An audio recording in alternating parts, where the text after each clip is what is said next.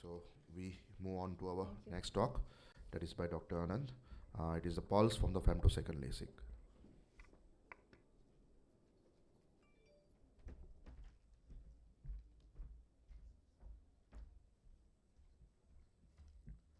So good morning everyone. At the outset I would like to thank Dr. KP and AIOS for giving me this opportunity. I will be speaking on pulse of femtolasic. We have seen how the refractive surgery has evolved over last 30 years from PRK to microkeratome LASIK to femto and to recent smile. Femtolasic is here to stay. Trans-PRK is again picked up again its market share. So this is the basic idea we have all about the lasers. So when initially femtolasic came to the market, it was used to do the corneal incisions. So it was started marketing as by AMO as intralase. The energy increased from 15 to 60. This femto works on a basic principle of photo disruption. It forms opaque bubble layer, very tissue specific, no thermal effect, and we call it as photo disruption. So now these days we use Smile platform to make the femto flaps. So I'll be telling you how these femto flaps differ from microkeratome flaps. Earlier days when intralase was there in the market, it would make a scleral based suction, so huge amount of subconjunctival hemorrhage, there was conjunctival edema. But Smile platform femto flaps, they works on corneal platform, so you absolutely get a quite eye with no subconjunctival hemorrhage. The advantage of femtolasic is you have a greater accurate flaps. You intend to make a flap of 100, you get plus or minus 10 flaps, whereas in microkeratome flaps, you will not be so much accurate. These flaps, even though if you make thin flaps, these are planar and they are very stable. All the complications which can happen with microkeratome are very less with femto flaps. Centration is an issue with microkeratome because of cyclotorsion or manular movements. You may lose the centration, but here everything is monitored, visualized, so you can have a better centered flaps.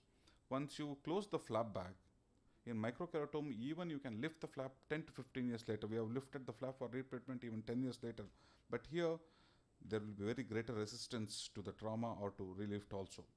The IOP rise which happens during microkeratome is around 60 mm, but here with femto it hardly goes until 30 millimeters. Whenever we do with the microkeratome, the surface can be irregular. But here, since we are making a planar flaps, the surface will be smooth, so the amount of abrasions induced just because of flap making is very, very minimal. The cut which happens with microkeratome is oblique in nature. Here it is a manual cut or 90-degree cut. The incidence of epithelial growth is very, very minimal. Coming on to the contrast, whenever the lamella anterior stroma is disturbed in an irregular way because of microkeratome, there can be reduction in contrast. Here, since it's a planar cut, the contrast is not much disturbed.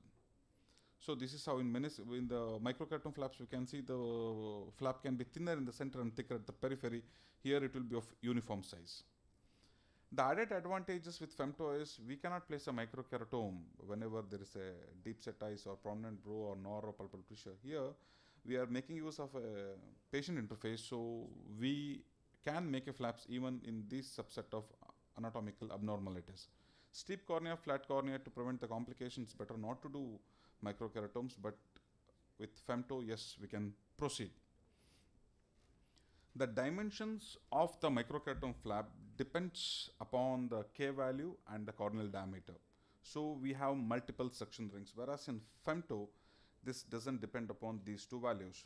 And as I mentioned, the standard deviation of flap thickness will be around 20 to 30 microns with microkeratome, but here accuracy is in and around 10 microns. The only disadvantage with the microkeratome flaps is the cost of the patient interface, but these days patient conversion has been very easy with even femto flaps also. And the second toughest thing is, if at all a patient comes back with regression, to relieve the femto flap is one of the difficult tasks. We may have to go with a surface ablation for post-femto patients. Coming on to the complications, complications are very minimal with femto. Sometimes due to software issue, there can be a suction loss or a severe manual movement, but even in spite of it, we can still proceed. complications such as free partial flaps do not happen. The same entity like buttonhole can happen with femto flaps also, what we call as vertical breakthrough. Femto always needs a transparent medium to pass through. If at all, if there are opacities in the cornea, whenever the opaque bubble layer forms, it can pass through the opacities and it can give away what we call it as vertical gas breakthrough. We may have to postpone the case. So this is how the 90-degree cut appears of the margin. And earlier days when interlace came into the picture, because of its energy setting, transient line sensitivity was an issue, but with reduction in the energy, this entity is not there with the recent femtos. Tracking difficulties whenever the opaque layer bubble is formed, the gas bubbles can make us to feel difficulty to apply the excimer, but these two disappear within 10 to 15 minutes. We can just make the patient wait and take him for excimer ablations. So now smile is there, has taken up almost 50 to 60% of our refractive practice. Can we do everything with a smile?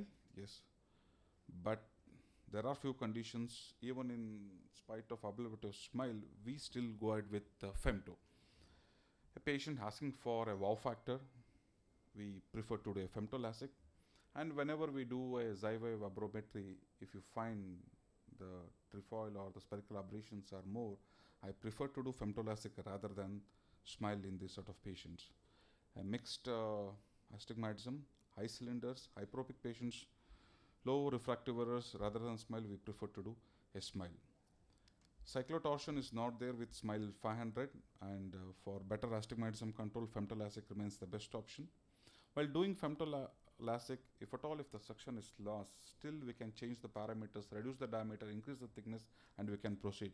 But in smile, in the first 15 seconds, in the first 5 seconds, if we lose the suction, we may have to depend upon the other license to proceed with the smile, or the automated software tells us to proceed with the femto LASIK. That burden of new smile has to be borne by the doctor. So most of the times we may convert the patient to femto LASIK also. And at the later stages, if you have a suction loss during the side cut, if you're not able to perform the smile, still we have to depend upon femto LASIK. Once the smile procedure is completed, you have difficulties to extract the lenticule, we have to convert the patient to femto LASIK or surface ablation. Thank you.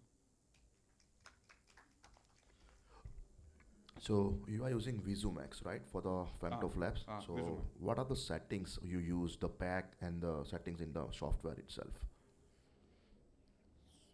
I didn't get 5 seconds.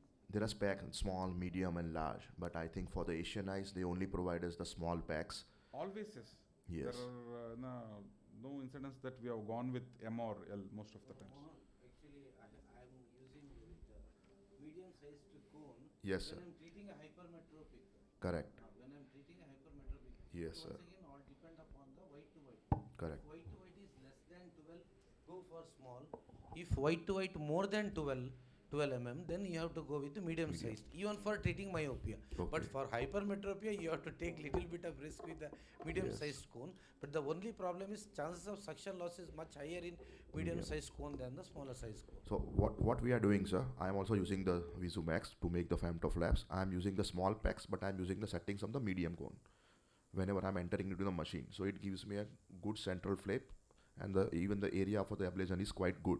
So that is what is suggested by the Zeiss people as well. Recently I Take told a them. small size cone, Yeah, setting. use the small size, but use the medium settings whenever you are making a flap, and it makes a huge difference. So what you said is correct. I mean, with the medium, there is a risk of that. So that is how we are avoiding it. And have you find that these flaps are slightly sticky compared to other platforms like FS200?